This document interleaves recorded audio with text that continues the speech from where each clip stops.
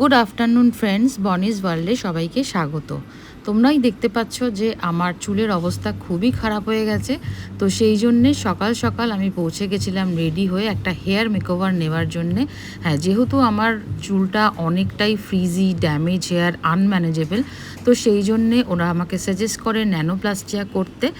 তো আমি বসে গেলাম ন্যানোপ্লাস্টিয়া করতে। এইভাবে অনেকক্ষণ ধরে বসে থাকা তো সত্যি খুব কষ্টের এবং ধৈর্যের ব্যাপার।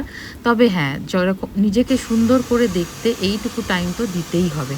আর যেরকম যেরকম স্টেপটা এগোচ্ছিল আমার লুকসটাও চেঞ্জ হচ্ছিল, আমার তো ভীষণই ভাল লাগছিল।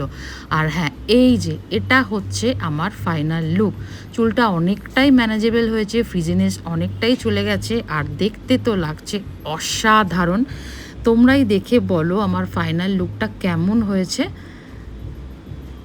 আর যারা যারা এই সমস্যায় ভুগছো তারা অবশ্যই ন্যানোপ্লাস্টিয়া ট্রাই করতে পারো। তো চলো, দেখা হবে নেক্সট ব্লগে। Isn't it amazing guys?